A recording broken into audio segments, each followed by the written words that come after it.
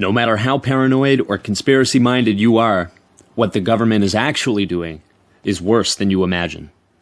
William Bloom, former U.S. State Department employee and author of Rogue State, A Guide to the World's Only Superpower. You might be noticing how controlled the recent events in the media seem to be lately.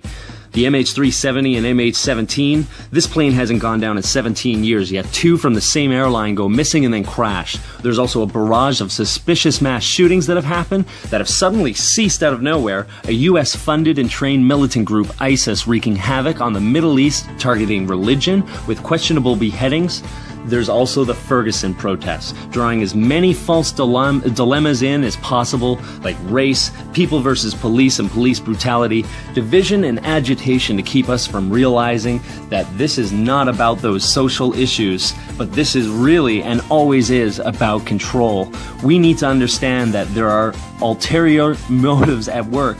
Police state and martial law has been stepped in with this Ferguson event, and really, even though they try to induct these things, it's really all about distraction, because this is their main game, and they will never stop trying to distract you. You will never stop being fooled by it. I don't care who you are or how long you've been awake for, you will never stop being fooled, especially if you're not careful.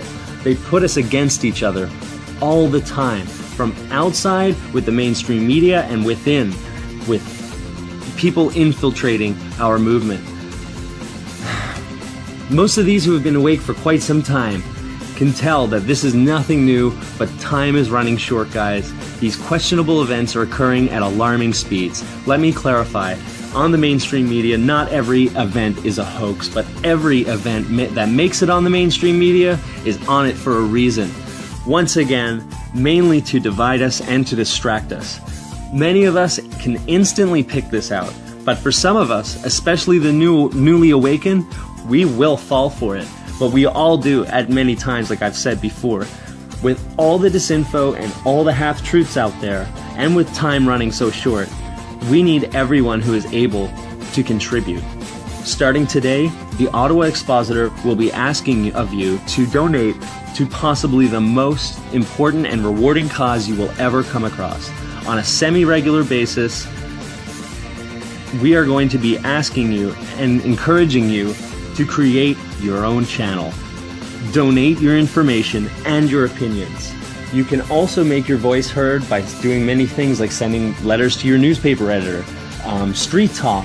There's many other forms of social media that you can do, but we can connect much easier right now as it is through YouTube, and we can speak with each other and talk about these events. We understand you are not alone. Through the fog of the information war, you are not alone.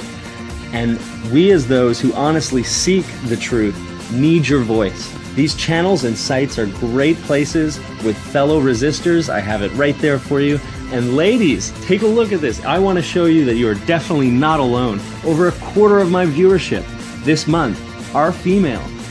Now you know that there are plenty of women and men that would rather hear your beautiful voice over mine. I'm telling you. We will wake up so many more people together if we just work together and we share information, and we also try and make sure that we're on the right track. We're not going to fail. We're going to be able to pick these guys out and get to the next level and the next layer of their deception. Remember this. Do not let them divide or distract you.